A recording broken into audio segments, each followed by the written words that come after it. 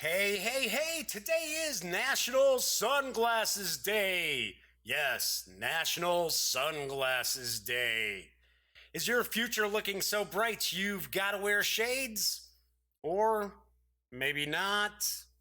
I don't know. I can't tell you. But one thing I can tell you for certain is the Daily Dope is in the air.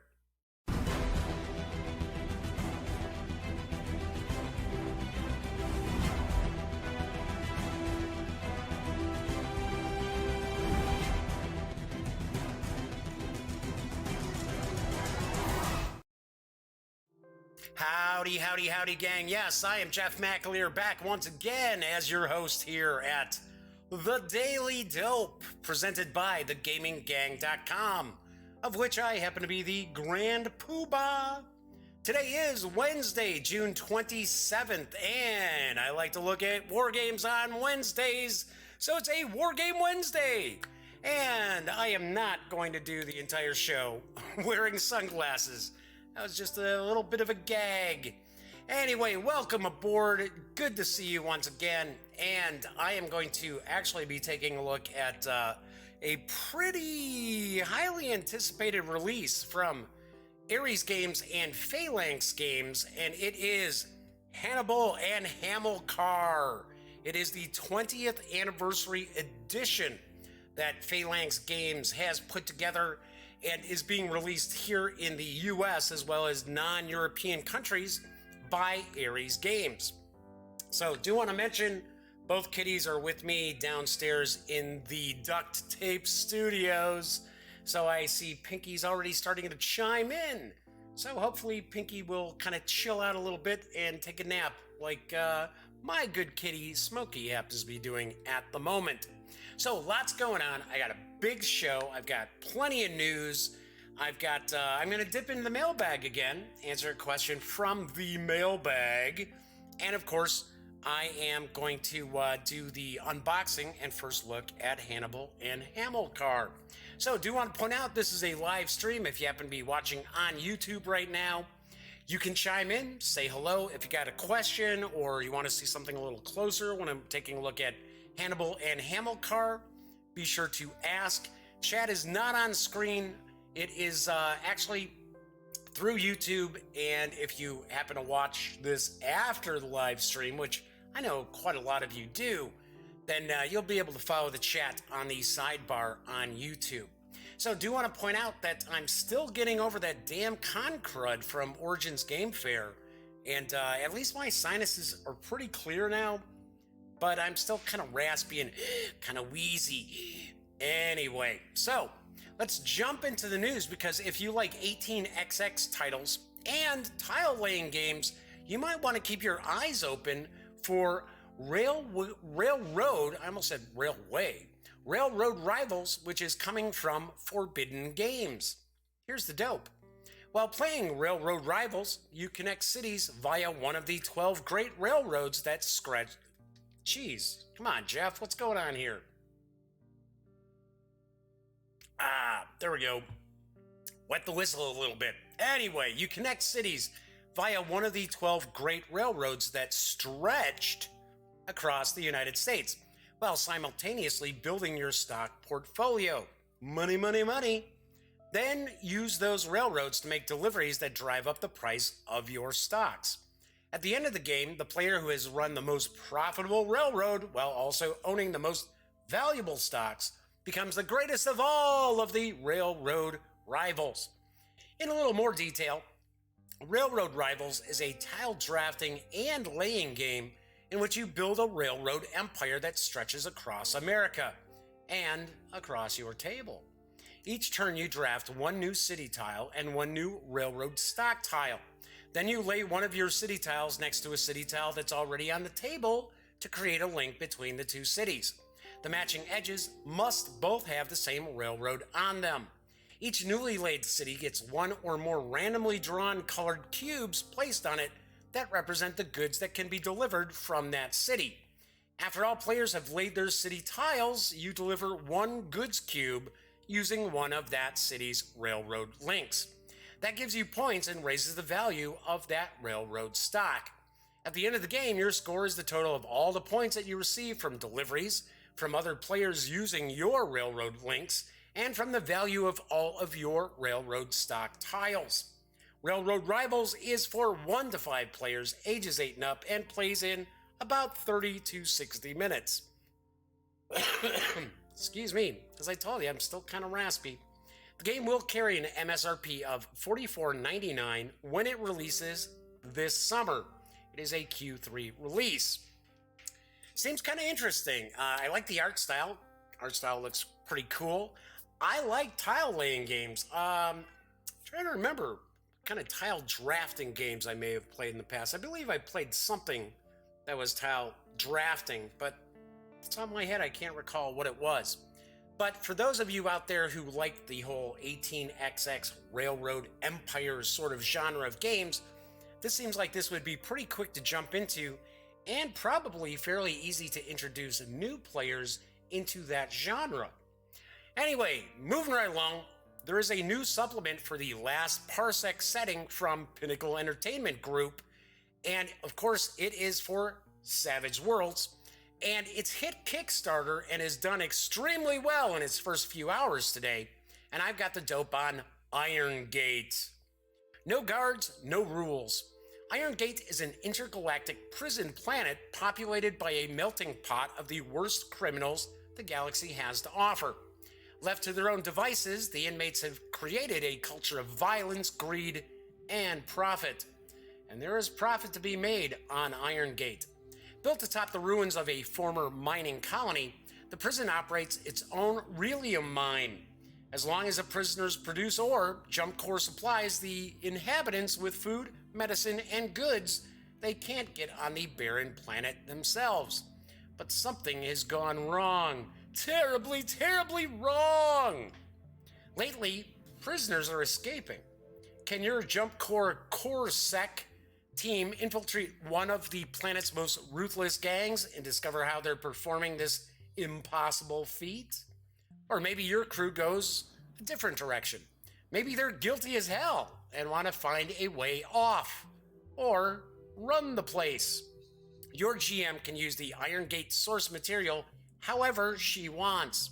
Iron Gate is a post-apocalyptic wasteland and cyberpunk dystopia built on scavenged technology.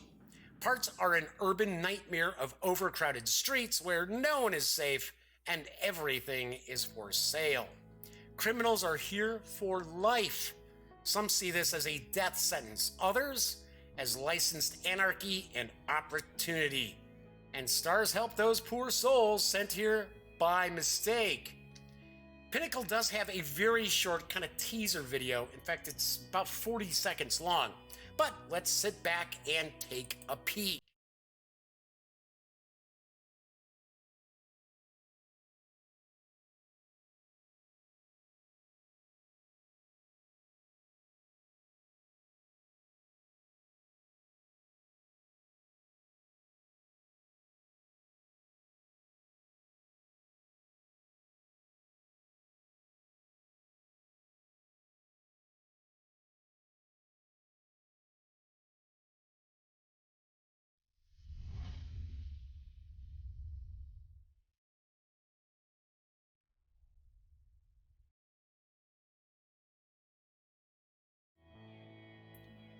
As mentioned, Iron Gate just launched this morning and it is already past 300% funding. You can score a digital copy of the supplement for a $15 pledge or the physical softcover book with PDF for a $25 pledge through July 16th. Of course, there are some additional stretch goals as well as different pledge levels too.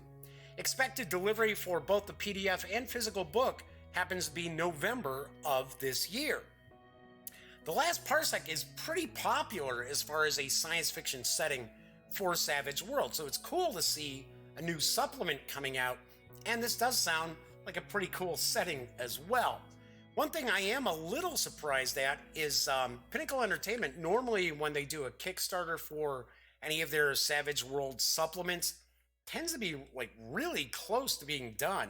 In fact, the ones I've seen in advance of Kickstarters are pretty much the finished product, at least as far as the PDF. So I'm kind of surprised they're looking at November as far as the PDF. I can understand the print edition, but I was a little surprised at a November release for the PDF. Still, regardless, does look pretty cool, and if you're a fan of the last parsec, jump on board. You've got until July 16th. If you happen to be a fan of The Walking Dead, you might be interested in this next bit of news, because there's a new augmented reality game which is launching next month, and I've got the dope. AMC and Next Games revealed a new trailer for The Walking Dead Our World, which is set to launch globally on iOS and Android devices on July 12th. In the new augmented reality game, players will have to face and fight walkers in the real world. As you explore and fight, you'll be able to leave your mark on the game world in unique ways. And of course, you'll be able to interact with other players. Not only that, you'll also have a chance to recruit key members from AMC's The Walking Dead to your party over time. Rick, Daryl, and Michonne will all be recruitable. The Walking Dead Our World is a first-of-a-kind location-based augmented reality mobile game that immerses you into the zombie apocalypse. Defend your surroundings by fighting walkers on the streets, in the park, on your sofa, wherever you are, and whenever you feel like it. Join forces with Rick, Daryl, Michonne, and all your favorite characters from AMC's The Walking Dead. If you're interested in taking part in this post-apocalyptic romp, you can pre-register right now for the game. You can find it listed on the Google Play Store as well as the iTunes App Store. By pre-registering, you're going to ensure that you'll be in the loop and know exactly when the game goes live on July 12th. Here's what the game info on the App Stores says. Fight walkers in real-world AR environments based on your location. Explore the world around you, find walkers, clear your surroundings, and leave your mark on the map for other players to find. Collect legendary characters, weapons, and items from AMC's The Walking Dead. Cooperate in weekly challenges with other players and groups for bigger rewards. Unite with other players, save survivors, build shelters, and reclaim your city from the walker threat, which of course would not happen in a real zombie apocalypse, but still. Share your best apocalyptic moments for other players and for the whole world to enjoy. The Walking Dead Our World is free to play and will release on July 12th. There was a brand new trailer, but the new trailer focused more on kind of, it was a little sillier, in my opinion, than the original or the last trailer for The Walking Dead Our World, because that focuses on gameplay. So, once again, this is a pretty short teaser. It's only about 30 seconds, but let's take a look.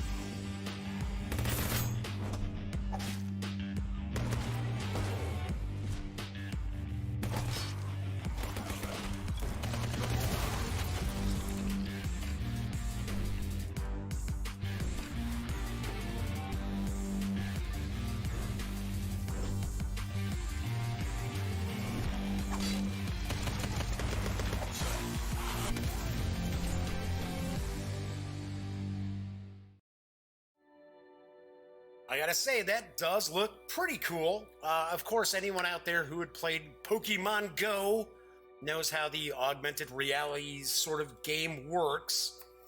I'm sort of curious if maybe Next Games and AMC have maybe missed the boat a little bit. Simply because, the ratings for The Walking Dead was down. They were down this year. And, I gotta be honest, I'm enjoying Fear the Walking Dead more than I have been The Walking Dead as of late. But this does seem pretty cool. And, of course, probably a good way for people to get out of the house and get a little exercise walking around. I may take a peek at this on July 12th and give it a little bit of a run for its money. Funny enough, when I was mentioning Pokemon Go last year I think it was last year, it might have been 2 years ago, at San Diego Comic-Con, of course, Elliot Miller over at voiceofe.com was covering the show too. And of course, we're best friends. We get together and we help each other out at different conventions and that. And of course, we hang out for lunch and dinner and all that other stuff. So he was actually playing Pokemon Go, and I was like, seriously? There's like 150,000 people down here, and you're actually playing Pokemon Go? Yeah, that's the kind of goofball that Elliot is, but hey, it's my best friend. Gotta love him for it. Anyway, today is Wargame Wednesday, so why not talk about some war games? And a title which has caught my eye is actually the newest release from Compass Games, and it's titled Brotherhood and Unity. And here's the dope. Winston Churchill once said, "The Balkans produce more history than they can consume." And the history of Bosnia and Herzegovina, gosh, that's always such a tough one to get off my tongue, showed just that. The war that erupted in the spring of 1992 brought bitter fighting, indiscriminate shelling of civilians, and a wave of atrocities. The war was fought by three local ethnic groups: Bosniaks, Serbs, and Croats. Paramilitary formations from Serbia and Krajina, Croatian armed forces, foreign Muslim volunteers, UN peacekeepers, and NATO's Air Force. Events such as the siege of Sarajevo and the Srebrenica, not good on that one. Hey, here I'm just going to prove how I can't pronounce all these different names and places. Anyway, the Srebrenica massacre became iconic of the conflict. Hey, at least I was able to pronounce Sarajevo. As the war became the single most important historical event in the Balkans since World War II. And still, its objective history has yet to be written. Brotherhood and Unity is a 2 to 3 player card-driven war game which depicts the war in Bosnia and Herzegovina from 1992 to 95, the Bosnian War. The game shows all of the major events from the siege of Sarajevo, which is shown in a separate detailed map, to the ferocious battles for the Posavina corridor and desperate defense of the Bosniak enclaves. Main features are point-to-point movement, play driven by strategy cards, quick combat resolution with no CRT, streamlined rules, and fast gameplay. Interaction between warring sides creates an intensive and exciting gameplay experience. Brotherhood and Unity is for 2 or 3 players, ages 14 and up, plays in 2 to 4 hours.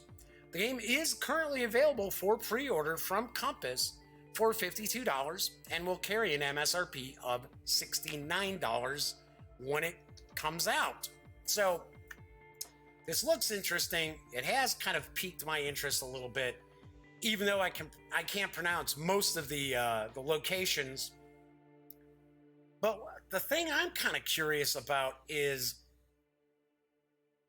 it a little too soon for? I know, we're talking the 90s, but there are still, if you think about it, the Spanish Civil War, which took place in the mid-1930s, still creates a lot of friction in Spain. So, I don't know. I'm a little up in the air about this. So, plus, I don't know. There are atrocities on both sides. I feel kind of odd playing a game that may include those sorts of things in the actual gameplay. But I will point out, it does look kind of interesting. One thing that I'm a little surprised is how sort of meh the counters look. The counter sheets look sort of meh. Whereas this is, it's a card-driven game. The point-to-point movement map looks pretty cool. And then the counters look kind of Anyway, as I mentioned, I'm not saying anything bad about the game. I'm just a little surprised that, Compass didn't juice those counters up a little bit as opposed to just going with that, just old, tired NATO iconography on the counters. Anyway, but yes, you can go and pre-order it right now at Compass Games. Anyway, my last news piece is about the latest design from my good buddy Herman Luttman, and it is the newest release in the American Civil War series from Revolution Games, and it's actually available right now and I've got the dope on Longstreet Attacks, the second day at Gettysburg. Longstreet Attacks, the second day at Gettysburg, yeah, I just said that, is a game simulating the fighting on July 2nd, 1863, during, obviously enough, the second day of the Battle of Gettysburg, and focuses on the southern portion of the battlefield. These engagements involve General Longstreet's attack against Sickles' positions, with troops from Hood's and McLaws' divisions, assisted as well by Anderson's division of A.P. Hill's Corps. The game is specifically designed to be a playable regimental scale game that players can complete in a long evening. If they're not doing the entire day. It allows the players the immersive experience of tactical combat without the heavy rules overhead normally found in such games, while also delivering a comprehensive experience of limited intelligence and unexpected events. The game features the Blind Swords chit pull system, which emphasizes the 3 FOWs of military conflict: fog of war, friction of war, and fortunes of war. With each chit pull, players will be challenged to make tough decisions based on their assessment of the situation at that moment. Unlike traditional chit pull systems, the Blind Sword system ensures that no combat units can be counted on, or conversely, counted out. This yields an environment of tense action and constant surprises, an environment that will challenge each player. Longstreet Attacks includes a few different scenarios. There's the Round Tops, which is a tutorial, a small limited battle depicting the fighting around the Round Tops, and which serves to teach the system to new players. Thank you, Joshua Chamberlain. The Whirlpool, the battle for the Wheatfield, Devil's Den, Peach Orchard, and Hawks Ridge, which was from 4:20 p.m. to 7:20 p.m. The assault on Emmitsburg Road, the battle for the Peach Orchard and Cemetery Ridge, which was from 5:40 p.m. to 8:20 p.m., and Hammer and Sickles, the entire attack by Longstreet beginning at about 4 p.m. using the historical deployment locations. Then there's Sickles Stays Put, a what-if scenario with Sickles' troops in their more conservative original locations. This also runs from about 4 p.m. to 8:20 p.m. Longstreet Attacks, the second day at Gettysburg, is for 1 to 4 players, ages 12 and up, and plays in anywhere from 90 minutes to, according to the information I have, nearly 12 hours or so, depending on which scenario you play. You can order the game at a discounted price of $45 through June 30th, so you don't have much time to do that. And after that point, it'll carry an MSRP of $60. So, gotta say, this is a game, if you dig Herman Luttman's designs at any cost, just came out from GMT not too long ago. The Battle of Metz, 1870, really, really good stuff. And Herman likes his chaos, he likes randomness, and that's why this chit pull system is quite a bit different than other games that do utilize a chit pull. So this would be one to keep your eyes out on and look to pick up. It's pretty good. I gotta be honest, I've only played one Revolution game, and that was, I think it was their first game, Washington's Crossing. And it was good stuff. It was really cool. It also had scenarios which, if you were gonna need to set that up and probably leave it up for, like 3 days, because I think the overall scenario was about 12 to 15 hours, something like that. So you get a lot of gameplay in the Revolution games. Lot packed into fairly smaller boxes, if I recall correctly. So, on an interesting side note, I know that my buddy Herman Luttman had been working on Hammer and Sickles, which is kind of funny. I like kind of a little play on words there. It's not hammer and sickle. It's hammerin', like bang, bang, bang, Sickles, as in General Dan Sickles. But he had been working on that system for quite a while, and I was very, very happy to see that the Blind Sword system did go to Revolution Games and has done very well for them. All right, so as I mentioned, I'm going to jump into the mailbag, answer questions. I'm going to talk about what's coming up on the show on future episodes all the way through next week, actually. Not all the way through next week, but into next week. And also discuss some stuff I might do some standalone videos for. But anyway, I got an email from Kelly in Boston, Massachusetts, asking me what I thought of the Origins Award winners. And I have to be pretty honest, some of them I had not played or had not even had a chance to ever take a peek at. So, in case you don't know, Cephalofair Games, Gloomhaven won Board Game of the Year, or Best Board Game of the Year, and Game of the Year, which I was a little surprised at, simply because of how few people actually have that game. And I know there's tons of buzz about it, lots and lots of buzz about it, and I'm not saying it's a bad game. I know a little about it, but I've never seen it. I saw the box up close once, and it is huge. It is a huge box. But a lot of the buzz behind Gloomhaven is because no one can get it. It's not hitting retail yet. I think it might be in August. People will actually finally have an opportunity to get their hands on it outside the Kickstarter backers. I have heard good things about it, but I was a little surprised. I honestly thought Raiders of the North Sea from Renegade Game Studio would probably win. But I was surprised. It didn't. Gloomhaven did. I actually have Raiders of the North Sea that I received at Origins Game Fair from Sarah Erickson at Renegade. And I will be unboxing that. And I really, those are one of the games I might do a separate video for, because it's a game I really want to get to the table.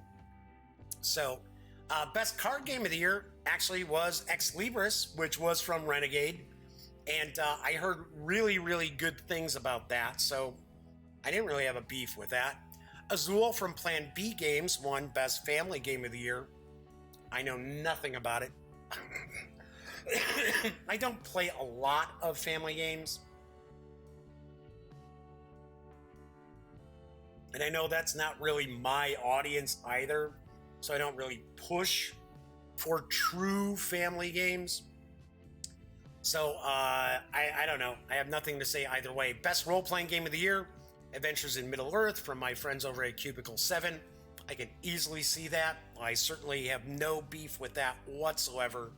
Adventures in Middle-earth has been great. I mean, granted, many of the releases are ports over to 5e from the One Ring, but still, they've done phenomenal work with it. And the One Ring, the supplemental work that they've done for Lord of the Rings and The Hobbit is awesome. It's amazing. The best role-playing supplement of the year, D&D's Xanathar's Guide to Everything. Thought that was an excellent book too, so I have absolutely no complaints with that.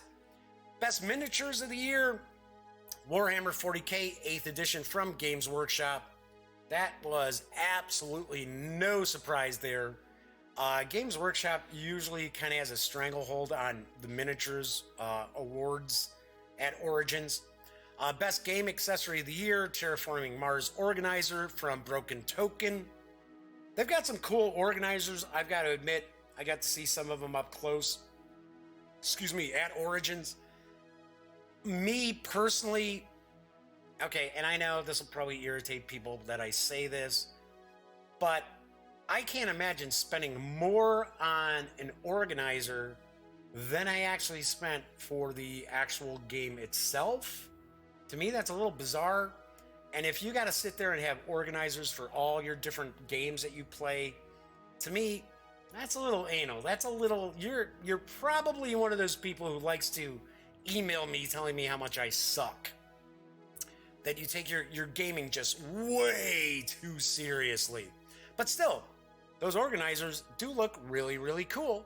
And then best collectible game, Star Wars Destiny Awakenings booster from Fantasy Flight Games. Once again, no surprise there. FFG normally takes home some sort of an award from Origins just about every year. So I didn't have a real beef with any of the winners. Now, granted, some of them I'm like, I don't know. I know nothing about them. But I think the only one I might have had a little kind of curiosity why it won is Gloomhaven. Not because it's a bad game, but because with so few copies out there, how could it have gotten all these votes, right? How did it get all these votes to win? That's what kind of throws me off. Anyway, as I should say, with most awards that are out there, take Origins with a grain of salt. The Ennies, in my opinion, are a much more legitimate award that's given out at Gen Con every year. I don't know. I just feel it's a little more, the public really had a say in that, where the Origins, there's a lot of politics, a lot of stuff going on behind the scenes with Gamma for that. Anyway, all right, so I am going to unbox Hannibal and Hamilcar in just a couple of minutes. Want to talk about what's coming up on the show, on future shows, as well as some stuff I'm going to do some independent videos of. So as far as independent videos, because I got a lot of stuff, and I don't want it just kind of collecting dust. Some stuff has just come out. I want to get that out there. I don't want to be waiting a month from now to be shooting unboxings and stuff. So I am going to, I think I'm going to actually do this next, no, I'm going to do unboxings of, from GMT, Skies Above the Reich, Hitler's Reich, World War II in Europe, which I am really interested in taking a peek at this, because it looks like it's low complexity, looks like something I can probably get my nephew Cameron into. It's a card game, plays in about 2 hours, so I'm cool looking at that. Got No Retreat, the French and Polish fronts. This is going to get its own standalone unboxing as well. And then there's Gallipoli 1915, Churchill's Greatest Gamble, which is, of course, a World War I title. On a side note, on Netflix, they just, in the past couple of weeks, there was a documentary about Gallipoli that was released on Netflix, and I watched it. It's a couple hours long, with some voice work from Sam Neill in it. I thought it was really good. I thought it was very, very interesting, very well done, and pretty well balanced too. I thought that was an important thing also. So I'm going to do standalone first looks at probably Mutant Year Zero. I don't know why the other day I kept calling it Mutant Zero. It's Mutant Year Zero from Free League. Probably going to do Tales from the Loop on the show, on the live show. And that I'm looking forward to. I think I'm doing that next week. All right, so speaking of what's cooking, tomorrow I am going to review Tiny Epic Defenders from Gameland Games. I also have the Dark War expansion. I might include an unboxing of the Dark War expansion. Take a look at that with the review. Even though, obviously enough, I'm just going to be reviewing the base game to it. So that is on tomorrow's show. On Friday, I'm going to take a look at Noria from Stronghold Games. This is a kind of a steampunkish fantasy setting. It's a Euro game, but it's got this new kind of mechanic to it. It's wheel building, so it looks pretty interesting. And if you take a look at the back here, that looks kind of interesting. So that is on Friday's show. Next Monday, I will be unboxing and taking a first look at Shifting Realms from Soaring Rhino Entertainment. I had a chance to interview Craig Van Ness from Soaring Rhino. Craig actually was the lead designer on HeroScape back in the day, so that's pretty cool. This looks very, very interesting. It is coming out for Kickstarter backers. I believe those are out in the mail right now. They're out shipping right now. And it is coming to retail a little later on this year. So that is on Monday's show. On Tuesday's show, I'm going to unbox and take a look at the big expansion for Sword and Sorcery from Ares Games. This is the Arcane Portal expansion. So it's got some new minis. Basically, the heroes are going through, obviously enough, an arcane portal. And according to Jim Long over at Ares Games, in our interview I did with him at Origins, he says characters are actually battling cultists or trying to end the world. Then next Wednesday, I am going to be reviewing Fort Sumter, the Secession Crisis, 1860-1861, from GMT Games, designed by Mark Herman. So that I will be reviewing on next Wednesday's show. So lots cooking, lots in the pipeline. This weekend, I'm probably going to shoot some standalone stuff and release it. And I still have 2 interviews left that I have to finish, which I'm going to try to do tonight. I don't know. I will find out later on, see how I'm feeling, because this sinus thing kind of comes and goes. So, but that will be, I've got interviews with Terry Coleman. We talk about Traveler Ascension, which I'm going to preface, actually, even in the video, that I did not realize that game had kickstarted like 3 years ago. And there are people who are upset that they don't have it yet. It is coming. I did see it. I know Terry back from his days with Victory Point Games. As a favor, I sat down and did an interview and looked at the game and that. I did not realize it is so late getting 2 backers. So I have nothing to do with that. I know I'm going to get some grief for that, as if I have something to do with why that game isn't out yet. And then I've got an interview with 3 of the folks who are behind the new Warhammer 40K Wrath and Glory RPG that's coming from Ulysses North America. So that'll be up too. All right, so I have chatted away and rambled on and on and on. So I know a lot of folks want to check out this new 20th anniversary edition of Hannibal and Hamilcar. As I mentioned, this is from Ares Games and Phalanx Games. So it's being released in the US, well, I should say North America and non-European countries by Ares Games. It's designed by Mark Simonich. It is for 2 players, ages 14 and up, and plays in 1 to 3 hours. You can currently pre-order Hannibal and Hamilcar, and it carries an MSRP of $99.95.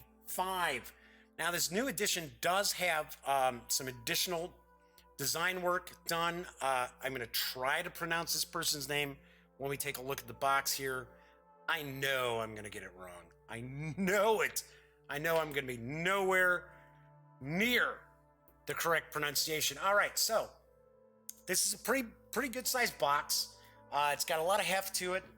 I mean, it really does have some heft to it. I was joking around. It feels like it's almost like 10 pounds. I'm sure it's not that heavy, but it is. It's got a lot of heft, and I understand it's got like some really big, chunky dice. So let's flip this on. I should say that this includes 2 games. So this does include Hannibal as well as Hamilcar. And a lot of people remember Hannibal as Hannibal Rome versus Carthage was that release. There have been different editions over the years. As I mentioned, this is the 20th anniversary edition for Hannibal. And Hamilcar is a separate game that's included in this as well. I'm going to pop on ye old rating specs, because the design, some design work with this edition, like I mentioned, it's from Mark Simonich and also Yaro and Druzkowitz. I am not anywhere near getting that pronunciation correct, but so sorry, Yaro, or Jaro. I believe it's Yaro. All right, so let's flip this on over. And it says, Hannibal and Hamilcar is a set of 2 games telling the story of the epic struggle between ancient Rome and Carthage.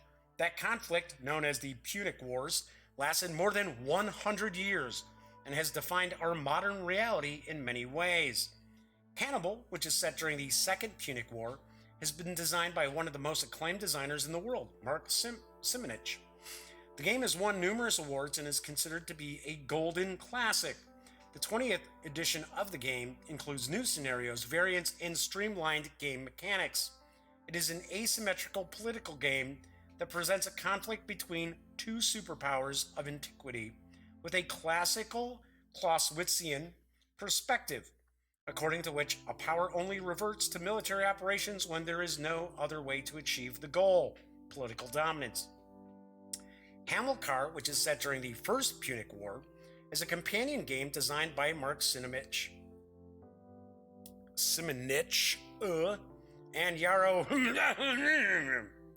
that uses similar mechanics as Hannibal. It introduces a naval system and exciting naval battles.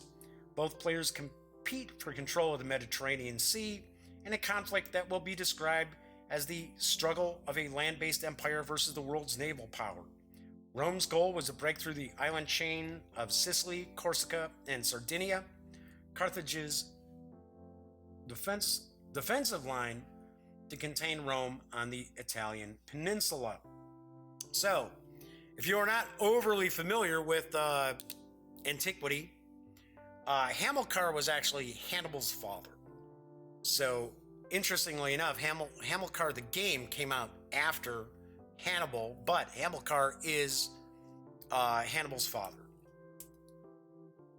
Hamilcar Barca. So let's get this open up, start taking a peek. Now, a lot of people know Hannibal from crossing the Alps with his elephants to battle the Romans in what, of course, is now Italy. So, interestingly enough, on a little bit of side note, if you are a fan of Game of Thrones, if you recall the episode, I want to say it's Battle of the Bastards, where Jon Snow's army is surrounded and the Bolton army is just kind of closing in and you know, just there's no escape, right? For Jon Snow's army, and the circle keeps getting smaller and smaller and smaller. There's actually, after Hannibal had crossed the Alps, he had trapped a Roman army, and it was the Battle of Lake, I want to say it's Trasimene. I'm sure I got the pronunciation wrong on that. But Hannibal's army had actually surrounded this Roman army, and the Romans had nowhere to go because there was a lake and then there were mountains there. So that is kind of where the inspiration for the Battle of the Bastards came from, is that famous battle. And because the Roman army was completely wiped out. Their commander was wiped out. Everybody was killed. So, yeah, pretty interesting. Wow, I knew there were minis in here. There is a lot of stuff. So let's take a quick peek, see what we got. I'm kind of surprised. Usually the game rules are right on top. Excuse me. So we've got decks of cards. Let's get these decks of cards out of the way. Got some baggies. We got these dice now. Wow, Jim Long wasn't kidding when he told me during our interview that this game had just monster-sized dice, and they are. This die is especially large. Jeez. And a lot of heft to this die, too. I wouldn't want somebody to throw this at me and smack me in the head. Then we've got these two dice are a little bit smaller. Once again, we've got these different die faces to them. And then these three dice look to be about the same size. So, cool. I'll be the first to admit, I have never played either Hannibal or Hamilcar. Just never had the opportunity. I believe, if I remember correctly, I think Hannibal has been I think they've both been out of print for a while. Probably why I've never had an opportunity to play them. Okay, so then we got the miniatures here. It's kind of a cool storage tray here. Because a lot of times you would just have, like, the bottom tray. Now, it looks like there's a staple through these on the side here to keep this from popping off, so let's get on in here. See if I can pull this staple through. Maybe not. Sorry, Jeff, you're not going to be able to see these minis. That'd be weird. There we go. I got it. That one, and then this one. There are, I believe, 2 expansions that are going to be available, and they bring new factions, I believe new armies or new generals into the game, and the main feature are the miniatures. And I want to say it's a box maybe about the size of this deck, of course a little wider, but it's not a huge box. But I want to say I saw 2 of them at the Ares booth. So as we can see here, this one's a little bent.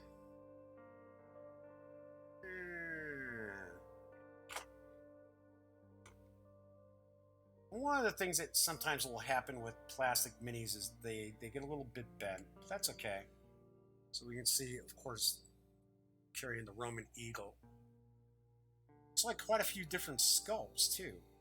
In fact, as I take a look, it appears they are all unique sculpts. So let's take a little closer look at these. So I'm taking a stab. Red is Rome and blue is Carthage. Pretty nice sculpts.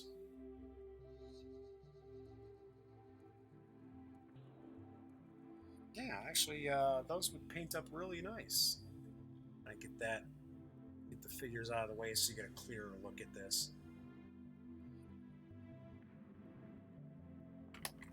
Cool. And looks like, well, we got 20? No, more than 20. Looks like we've got 24? 24 individual miniatures. I believe the map is pretty large. And I'm taking a guess. I think it's a dual-sided map. Or game board, I guess I should say. Dual-sided game board. Oh, that's nice. And I like how it's got this, let's see, which way did it go on? I think it went on like this. Got like a little plastic on top of it to keep it in place, so the miniatures don't come popping out all over the place. So that's pretty nice. I like that. Good thinking. Nice thinking. All right, so we get the rule book and Hannibal and Hamilcar, the rule book. What we got here? Maybe 30 pages? 31. Oh, that's just credits, though. The sources here. So let's take a look and see what we got. Nice big font. Hey, I could actually take those reading glasses off. Yay! So, rules have a numbering system that allows players to easily reference a certain rule. That's case point. Pretty standard. Showing out the playing pieces. Looks like we should have some counters or tokens that we'll be taking a look at in a minute. Got a glossary of game turns. Setting up the game, the sequence of play. Reinforcements. The strategy phase. So you're going to have strategy cards. Showing off the strategy cards here. And of course, we're going to take a closer look at some of those. Operations points. So I'm taking a guess that it's possible that these strategy cards may serve same sort of a purpose as what historical card-driven games are. That you may select either the event or what's the text on the card, or you utilize the number in the upper corner, which represents operations points. That's a possibility. I don't know. As I mentioned earlier, I have not played this.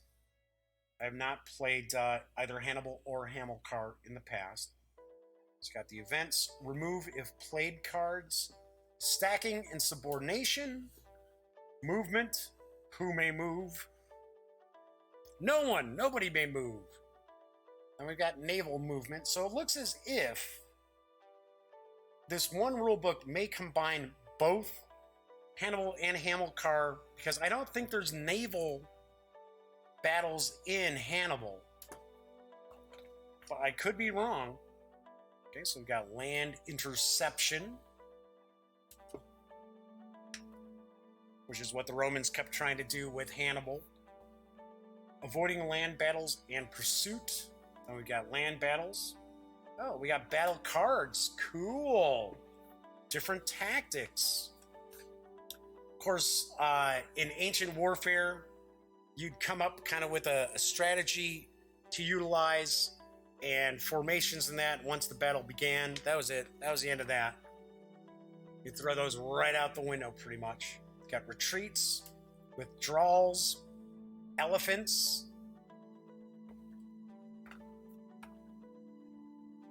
consuls and consular armies. So of course elephants are for the Carthaginians, and of course consuls and consular armies are going to be the Romans. Political control.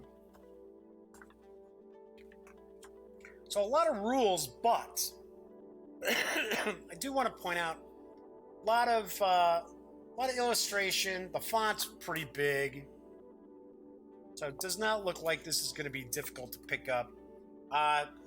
Hannibal has won a lot of awards as far as like one of the best two-player games around, so it can't be all that difficult to jump into. Victory check phase, sudden victory, special abilities, strategy card notes. It's talking about the various different cards, or at least some of them. Kind of maybe a little bit of like an FAQ for those cards. Optional rules. And then we have the sources. And a miniature storage guide. There you go. That's kind of cool that that's there, because that gives you an opportunity when you've got all the pieces and you're trying to fit them back in, rather than just kind of eyeball it. You got this right on the back. So pretty nice. So about 30 pages of rules, but once again, as I mentioned, pretty big font, as well as a lot of illustrations. So we've got optional card distribution. Okay, we got another book here. So what is... the scenario book. And then we got a playbook. Nice. So we got a scenario book. So we've got the Second Punic War, invasion of Italia, Hannibal AD Portas, Post Cannae, the climax. Oh, so this is cool. It's kind of going through kind of the entire war. So these are all scenarios for Hannibal. So we've got Rome Strikes Back. There you go. Fall of Hannibal's Alliance. Seeking Peace, which the Romans were having none of that. And the Bitter End. And then we have a campaign. So Iberia. And we got another campaign, Italia. Campaign in Africa. So some of these are a little, like these might be kind of smaller. It looks like this is the entire Second Punic War, because it's showing it's from 218 to 201 BC. And it's got an optional setup. Okay. Now we go to Hamilcar. So we got the First Punic War. Nice. Wow, this is packed with scenarios. Although it looks almost like Hamilcar is just a one. Yeah, sort of does. It looks like it was just the one scenario for Hamilcar. Yeah, it is. It's the entire Punic War. Let me see here. There's the board for that. And then, was this an example of play that we were taking a look at?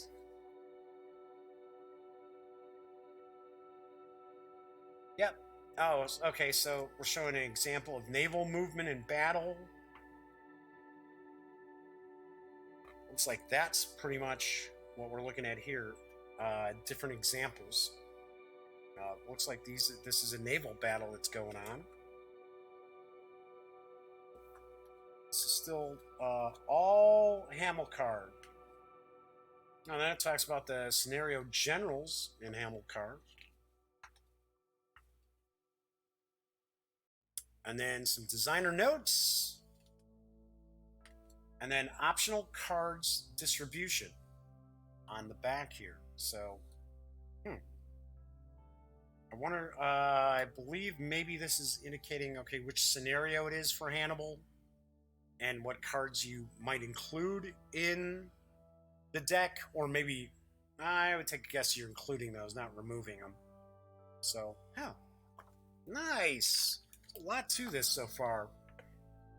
All right, and then we got a playbook, and if you ever watch any of my unboxings or reviews of GMT games, I love playbooks because they always have a lot of historical background, like, of course, GMTs. Gives you some good strategies.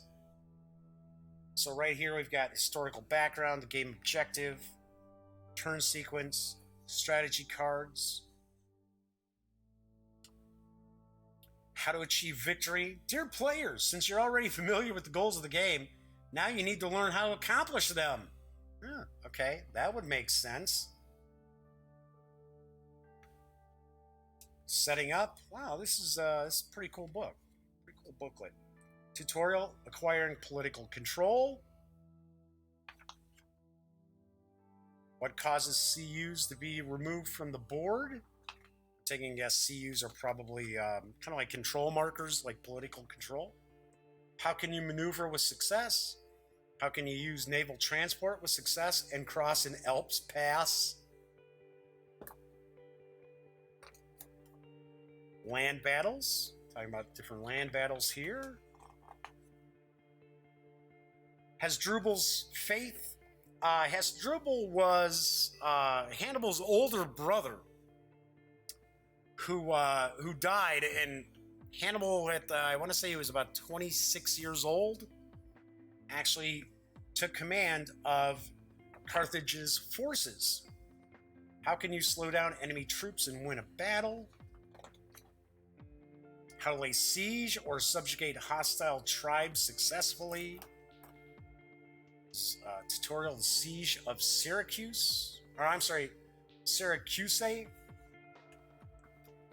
And then looks like these may have been Kickstarter backers. Yep. So giving thanks out to all the Kickstarter backers. Cool. Okay, so we've got the 3 booklets there. Let's move those off to the side. We've got a province display. And it looks like we've got player aid for Hamilcar. And so only 1 player aid for the 2 players. So there's 1 for Hamilcar and there's 1 for Hannibal.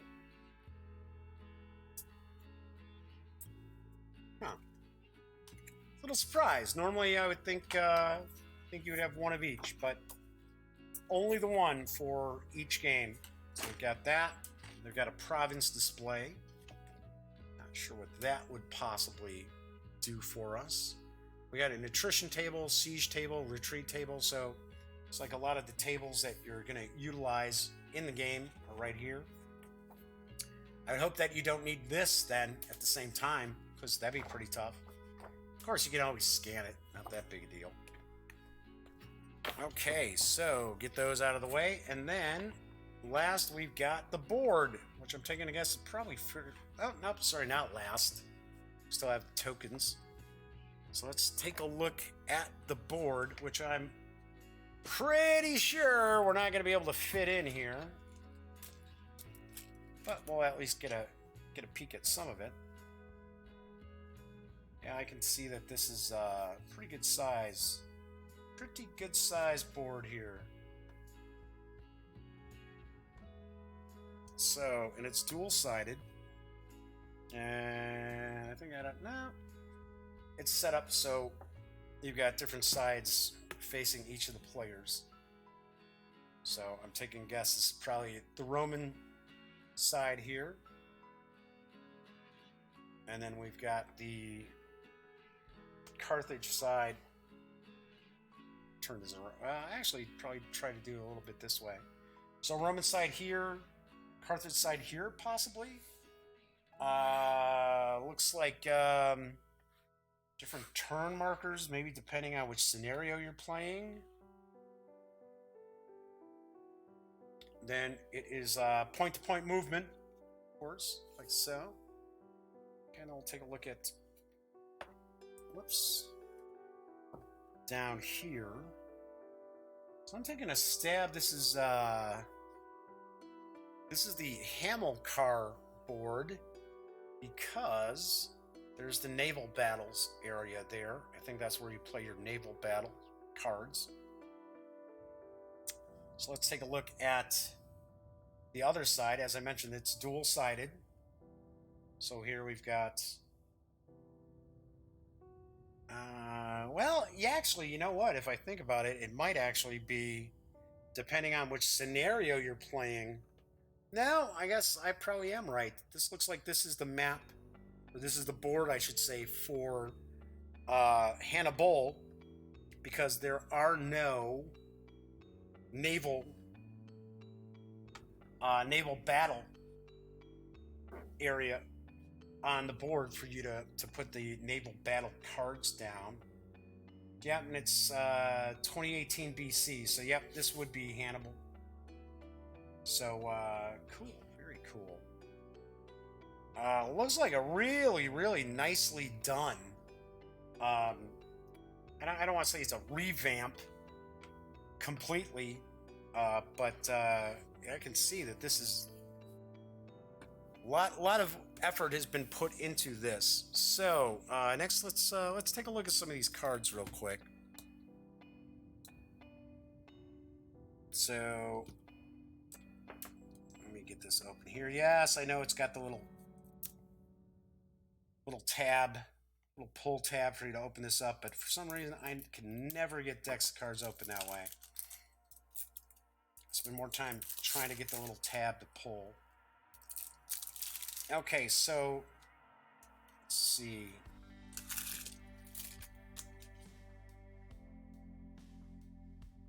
Take a look to see what we got here. So we got this deck there. Got that deck. More of these cards here. More of these cards here.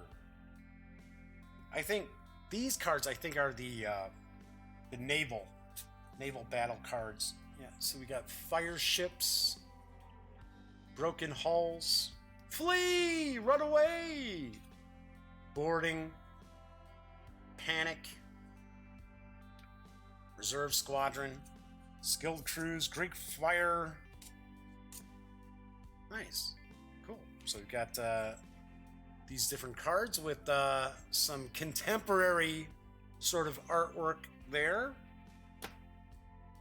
Looks like we're gonna have some of these decks, probably more cards than were in the deck there, because I can tell that was naval. Those are more naval cards. So might as well open all these up. See what we've got. And I'm taking a stab, depending on which game you're playing, would be the different decks that you're going to utilize. In Hannibal, you're not going to be using the naval deck. Okay, so we got that.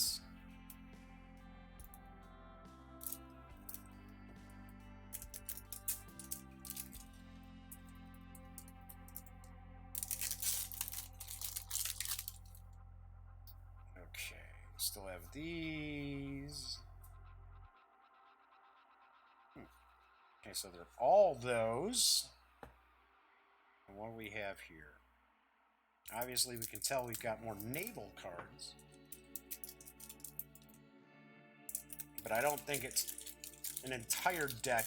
No, it's not. It's not an entire deck because we've got some military maneuvering cards here. Alright, so these were more naval cards. What was that? Yep, those are naval. I think these are battle cards. Looks like they're all, yep. So it looks like different formations, different maneuvers. So flank right, flank left, frontal assault, probe. So there must be, I don't want to say a rock, paper, scissors sort of element, but there have to be some elements to this. You got reserve to the battle cards, whereas depending on what card you play and what card your opponent plays, probably cross-reference those to get some sort of a result. That's my guess there. These cards look like these were the ones where it's events or like operations points. So we've got grain shortage. So I'll take a stab once again, just guessing here. A red number means that's a Roman card, and the blue means that it's for Carthage. So it's just a guess. And then of course you've got both colors, so that's both. Storms at sea, forced march, deception and surprise, manpower shortage, good omen, Curio lies with Rome. So yeah, kind of cool.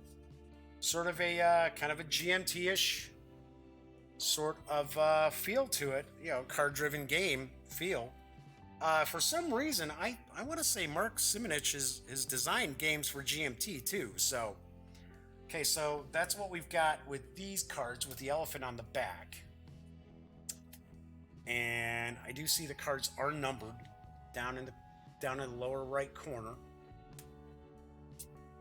And I'm sure depending on what scenario you're playing, remember we saw that chart that was saying, oh, okay, this is like the optional card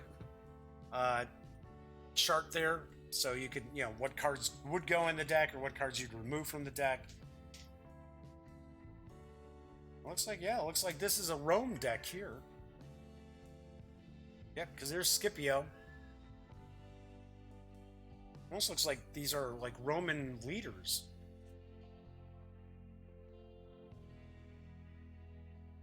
Yeah, kind of. Yeah, these are like Roman leaders here, so that's cool.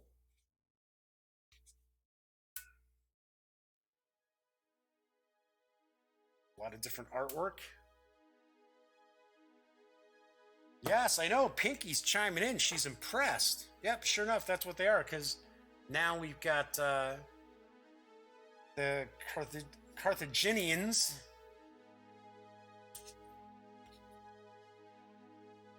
Hamilcar. There's Hannibal.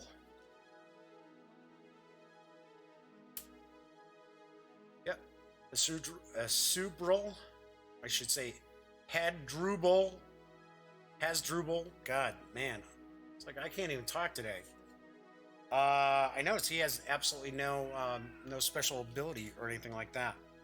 So cool. So we've got the decks of cards. So we've got Rome and Carthage as far as those decks. We've got the big event / operation point deck.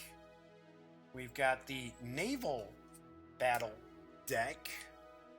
And then we've got the battle deck. So we also have tokens. And it looks like we've got a few sheets of these. So got these various different counters here. So I'm going to take a guess. Those are probably like control markers of some sort. It's got ships there. Flip those over. Yep. So we got Rome and Carthage. They're dual-sided. So these must be like control tokens there. Whoops. Hey, cut pretty well too, because this just popped right on out. So I'm taking a stab. These represent armies, or somebody, maybe 1,000 troops, something like that. Probably stack those together. So got this one here. We got this one here. So of course here we see these are like more Roman leaders there. And yep, there are 4 of them. There are 4 of these. Cool, I like the artwork. The artwork's really cool. Really nice. And then we've got another one. Another sheet here. Just like so.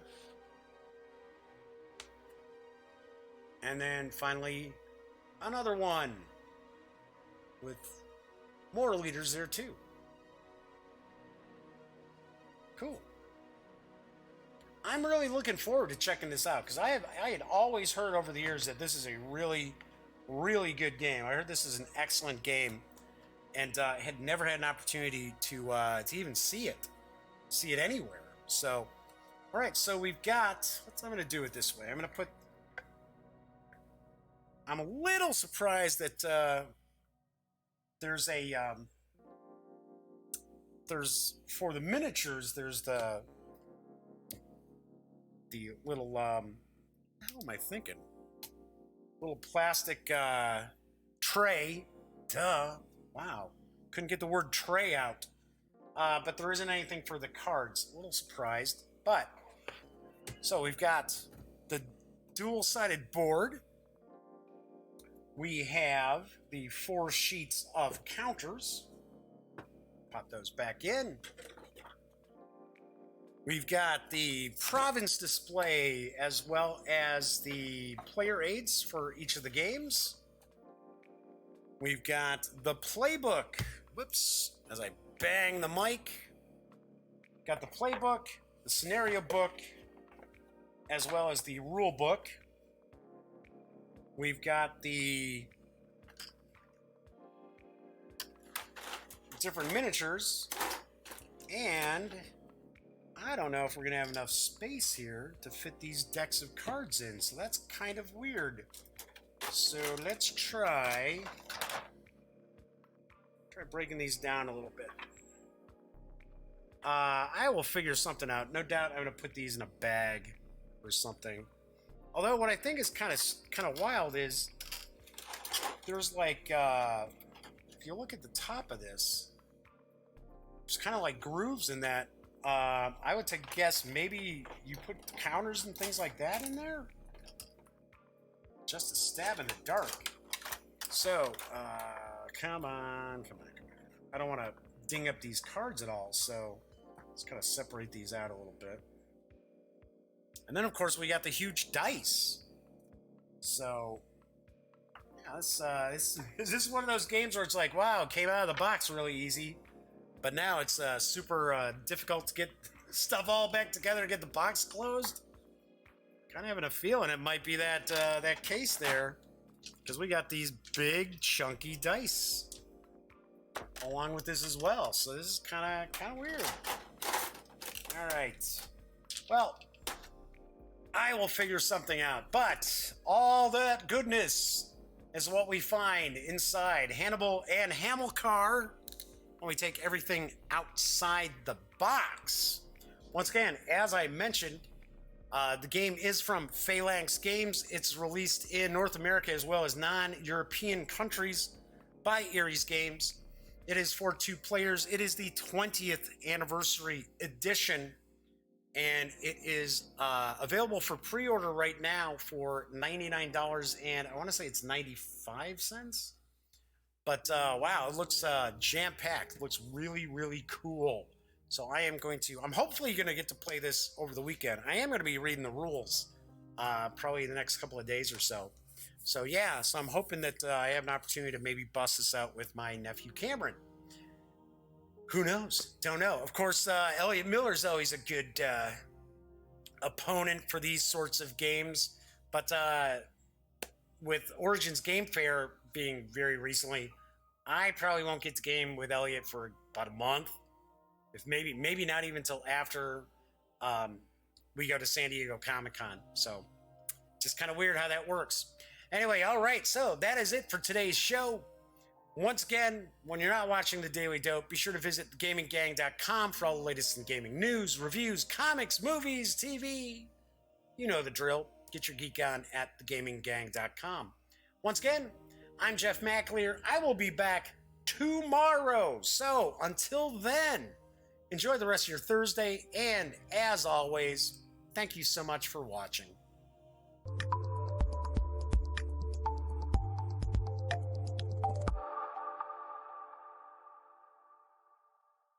Thanks again for watching The Daily Dope, presented by The Gaming Gang.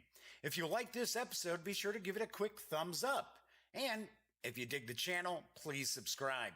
If you'd like to check out our previous episode, click right here.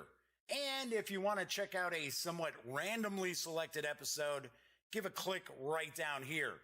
It'll be like opening a box of Cracker Jacks. You just don't know what you'll get.